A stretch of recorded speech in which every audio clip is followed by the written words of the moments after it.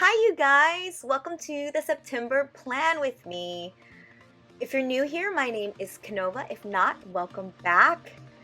You guys, I am so going to miss my August spread, but I am looking forward to introducing you to today's theme. But first, I wanted to talk a little bit about this book, The Elements of Pop-Up by David A. Carter and James Diaz. It's a pop-up book that not only tells you about the different mechanisms, but provides you with an illustration right there in front of you that you can see. It's a great resource, and I just thought I'd tell you about it. So today's theme is graffiti art. And I was inspired by the art in my neighborhood. I live in New York City, and when I'm out and about and walking my dog, I see really great art every day. Some of it by established artists, and some of them a little bit more homegrown. I did quite a bit of research trying to decide what art I was going to feature in my bullet journal, and I decided a great start for my cover page would be these wings I'm working on here. If you have been here before, you know that I like to pre-draw most of the items for the bullet journal videos just in the interest of time. You don't want to see me sort of working through the process. That would be a very long video. So what I'm doing is I'm inking what I have drawn here, and these wings were inspired by those wings you see on Instagram all the time of people taking pictures with the graffitied wings on the wall.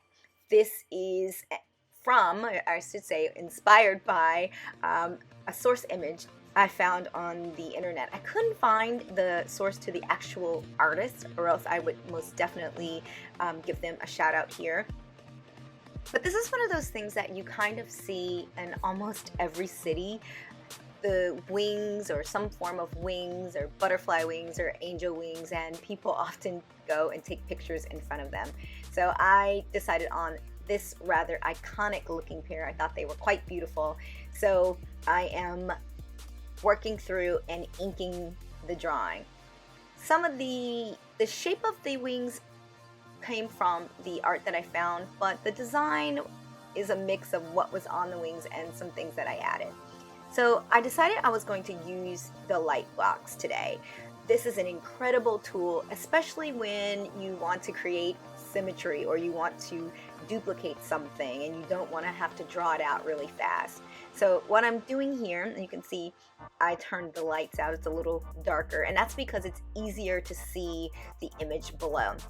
You'll see in a minute that I made a mistake. There's lots of comedy of errors in today's video, but that's fine. So I'm currently inking the wrong side, but that's okay. What I'm using the light box for, though, is to be able to make sure that it is the exact same on both sides. I didn't want it to be similar. I really wanted it to be exactly the same, so that when I go in to color it, I can make sure that the wings kind of match. Well, not kind of, that they do match. I don't use a light box often.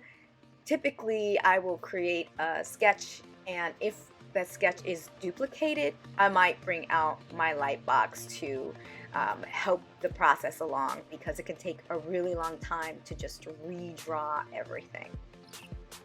I started out thinking I was going to use my Arteza brush pens, but ultimately changed my mind. These brush pens have actual brushes on the tip of them. They're not just in that shape, and I knew that I wasn't going to be blending and I wanted more control. So just solid opaque color, and the Tumbos are great for that.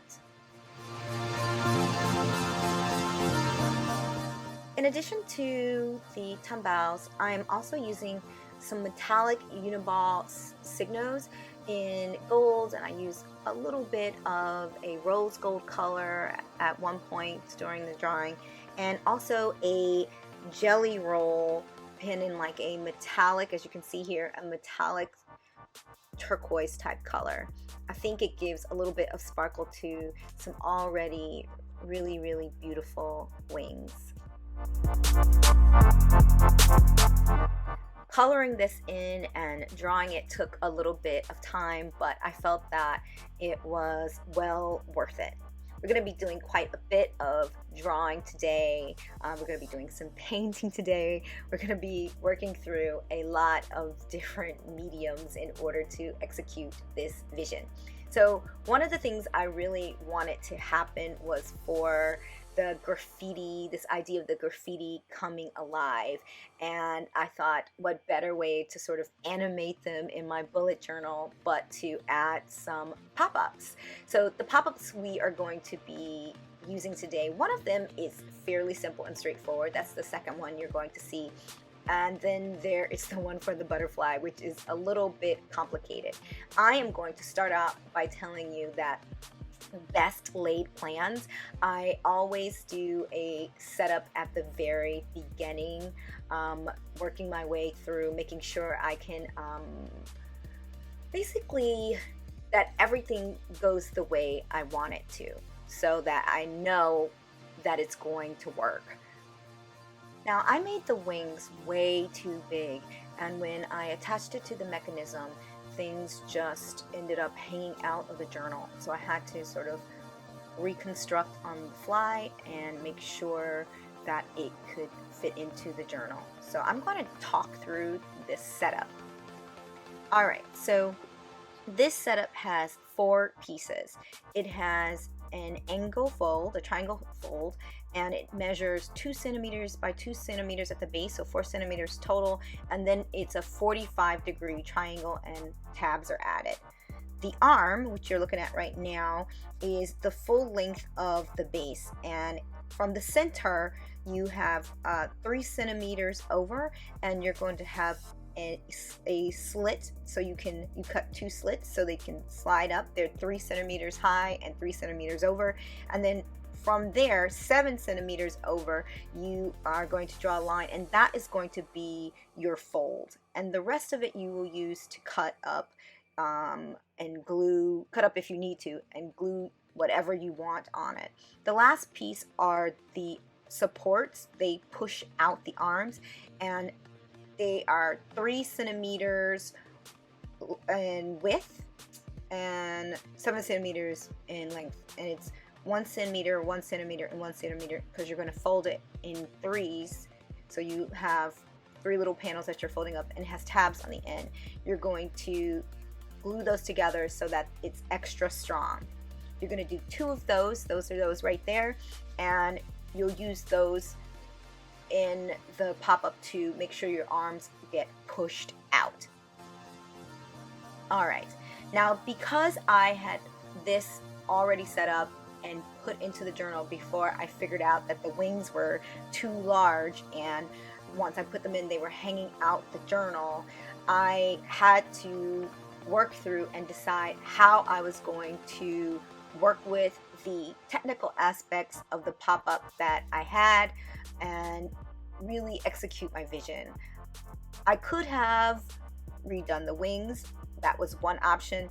The other option, I guess, is I could have taken the pages out or glued the pages together, but I decided to just do a working session. Now you can see here the example that I used in the back of an old journal to make sure that this would work. What I didn't test was the actual size of the wings. So I colored all my pieces black. I should say, if you're going to color, because this also ended up giving me trouble, the paper gets wet, so it weakens the paper a little bit, and you might want to double up or put in a reinforcement in the back, which is what I ended up doing to make sure that it doesn't break down on you. So just something to think about. I have white cardstock plentifully in my apartment, but black cardstock not so much. All right, so I'm folding the folds down on the end, and I just slid the slits into the angle fold. You can see how it's coming together, and then I push through the supports that we're going to push the arm out. They stay straight and they're really sturdy so that the butterfly will open. Now originally you can see I was trying to fold it, but ultimately what I did was I decided to cut the wings in half, which is pretty much how they are featured on graffiti walls, so it's not too far off from what is originally how they looked. It wasn't quite what I envisioned, but originally how they looked. So I separated them, positioned them, glued them down again, and then I used thread on the outside so that the wings could connect out and shut properly. So we're starting on my calendar page. The work here is going to be inspired by Keith Haring, who started out doing drawings on the subway and then transitioned into a really storied career where he did sculpture, paintings, and lots of outdoor murals. He's famous for the Crack is Whack mural up in Harlem and a lot of other really great works. That mural is an example of some of his later work that he really sort of pushed for social advocacy, like AIDS awareness. Now, I am using some of his iconic images and just sort of mixing in some other doodles and filler in the style of Keith Haring.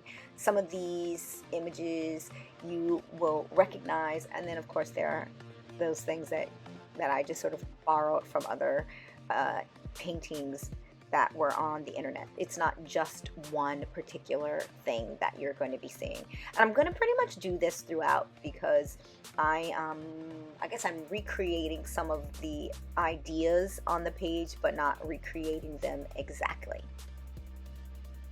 So now we're going to get into our next pop-up, which is a twisting mechanism. It's going to be 4 centimeters by 7 centimeters. You're going to find the center, and then you're going to draw a line through the center, and then you're going to go over 1 to 2 centimeters, and you're going, it's like up to you depending on the size, and then you're going to fold it into that little arrow. We have 4 little arms. We're using those arms to attach the picture.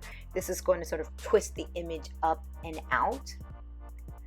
We have 4 because I am actually creating 2 of these. We're going to use one for this particular page, and then we're going to use another one later on. This is really simple and straightforward. You actually could do it without the measurements, but it just kind of helps. I would change the size of the little arrow tip depending on how large your image is. So between 1 centimeter and 1.5 centimeter to draw the 4 points to have like a square so you can get your X on to your page. Alright, so we are going to glue on the arms. Now you're gluing them on the inside, but on the opposite side of each one. So you have to make sure that one is glued, say, on the bottom. When you flip it, you want to make sure when you glue it, you're not gluing it on the same side. You're gluing it on the opposite side. This is to ensure that it pops up and out.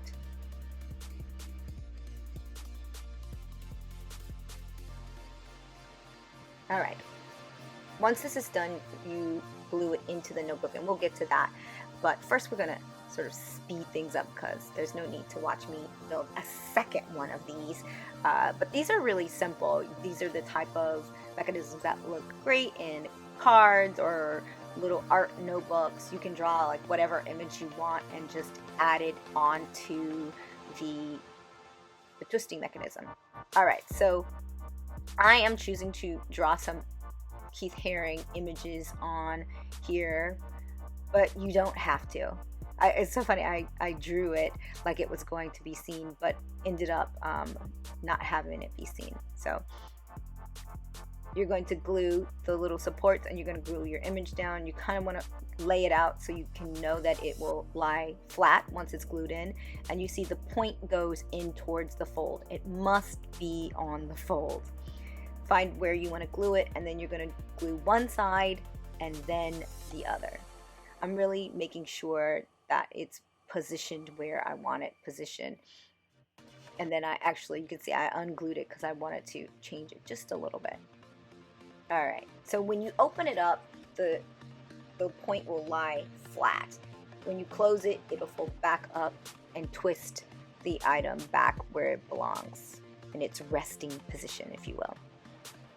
So we glue the one side first to get it set. And then we flip it and we glue the other side. Now it's important that you wait for this to dry before you start moving it about. So I'm having some trouble getting it to shut here. So the easiest thing to do to remedy that so that it shuts properly is to give it a trim. So in August, I started using a dashboard page, which is basically just a page that you put a number of different things on. It's not dedicated to any one thing. On my dashboard, I track my bills, what I owe, packages going in, packages going out, so I don't forget them. And also I do like a rundown of my calendar. Last month I had my trackers, but I moved them this month because I had the space, and also because I'm not tracking as many things. Things are about to get really busy because we are headed back to school, so summer vacation is over. Now this page is inspired by Banksy. He's pretty famous right now. If you don't know who he is a English street artist whose work is really sort of political commentary mixed with humor is how I would describe it, and it's done in public spaces. And because he does the work in public spaces and very few pieces of his work are sold privately, like through a gallery, people will take down full-scale walls to own a piece of the work, which is kind of freaking bananas. And to add to the mystery, no one actually knows who he is. There are lots of sort of guesses, but nothing has been confirmed. I decided not to draw these images. I just decided to create stickers of his work, which I thought was pretty fitting given how he does his work. There's a lot of drawing going on in a lot of the different spreads, and I thought this was a smarter and better use of my time. If you don't have sticker paper, you can easily purchase it on Amazon. I used it in my August spread to create my own personal stickers, and you also, if you don't want to draw them like I did, you can simply download images and create your own stickers for your bullet journal, like some of these other artworks you're going to see me create, or the Haring pieces, for example. I could have, or you could download the images onto some sticker paper and use that instead of drawing if a lot of drawing is not in your wheelhouse, or as my friend says, your ministry. I am using a mini washi tape just to sort of define the different areas. I can't stop buying washi tape. I figured I should start using it. Now you'll see in these particular spreads, I am not using a ruler most of the time. I'm just using some freehand lines, and I'm really kind of not worrying about them being straight, and that is purposeful. That's the same thing with the fonts. I'm just sort of keeping it loose and messy, if you will. You'll see when we go back and do the look through the final look through, that I added some graffiti. I'm using like air quotes as I speak to you, because if you watch my videos, you know that that's probably an area where I need to improve the calligraphy. I'm using calligraphy and typography as a general term for any words that are decorative on my bullet journal spreads. I really need to improve. That's all I'll say about that. All right. The dashboard is a really useful spread, and if you haven't used it before, I highly recommend it, especially if you're doing something labor intensive or you don't have a lot of time. So my weeklies are simple. I use a rolling weekly, and that's basically a setup where I set up what I'm doing for the month, really the big tasks, and then on my dailies, I'm breaking down all the tasks that I need to do, so I'm not continually writing things over and over. I use the ledge. I use a Dutch door so I can constantly see it on the ledge, and then I use the other ledge just as a decorative motif. Now, this decorative motif is inspired by the artist Hektad, which is a New York-based artist, specifically from the Boogie Down Bronx, who, like just about every artist I use today, was inspired by the New York City trains. He painted on the New York City trains as a young kid, and then he stopped for a while and then was inspired by Banksy and the popularity of street art and the respect that street art now gets, and started painting again on the street. It's so hard to not run into a piece of artwork by Hektad in New York City. You probably have seen it or walked past it and didn't even realize it. It usually is about spreading love and positivity, and just like all these other artists, he has transitioned from doing art on street to art in galleries. It's really kind of cool. All right, so I use a lot of different types of Dutch doors. This is a bigger setup so that I can write as much as possible. I need a little bit more space for the month of September, but some months I'm not as busy, so I might do a different setup. Creating these was really quite simple, just an overlap of this metallic ink. These are some really great metallic pens I found really inexpensive on Amazon, and I'll provide a link within the comments box. And last but certainly not least is Basquiate. I feel like he doesn't need an introduction if you have any interest in art whatsoever, because he's one of the most influential artists of the 20th century. He was born in Brooklyn and lived in New York, and he started out doing like epigrams, which are like these sort of pithy, I guess pithy or thought-provoking statements on walls, and like many others translated from that into gallery work. I mean, late 70s he was doing graffiti on walls, and by the early 80s he was, you know, participating in the Whitney Biennial. It's kind of remarkable, his ascent. Sadly, he was troubled like so many artists, and we lost him at the age of 27, but his work even now is still like highly coveted. I decided to use his work in my line a day.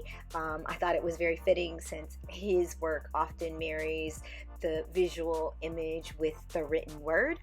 So he will be part of my line a day for the month of September. I tried to recreate one of his paintings. I'm actually pretty pleased at how it came together. It's kind of hard to do because it's so abstract in the way that it's made. It's not as easy to go in and recreate it. So I created the image of the main or key image of the painting on cardstock, and then I'm just cutting it out here, and I'm going to use my last pop-up that we prepared before to animate him. He's kind of cool. Every time I open up for my line a day, I'm going to be greeted by this lovely creature who kind of makes me smile. I drew the lines for my line a day, or line-ish a day, and I did them sort of haphazardly so that it sort of matched the theme of the page. Last but certainly not least is my mood tracker. I just wanted to keep things really simple. I know what September is going to be like, so this is a can of spray paint, and we got lots of little puffs of paint, and every day I will paint them a different color. And let's get ready for the final flip, my favorite. So we can see here how the wings for my cover page came together. I added some graffiti, got my own little tag in there I sort of made up on a fly, and of course the Keith Haring page. I think this is probably my favorite of the pages. It came together and just is really visually striking. And then, of course, my weeklies. That extra space at the beginning I'm going to use for my mantras and other sort of pithy statements for the week. Maybe I'll write my own epigrams, we'll see. This was a really fun bullet journal setup. I'm glad that I decided to do this. I sort of changed my mind at the last minute. All right, if you stay to the end, put a emoji or a modern day tag, if you will, something that represents you in the comment section. Please like and subscribe, and I'll see you next month.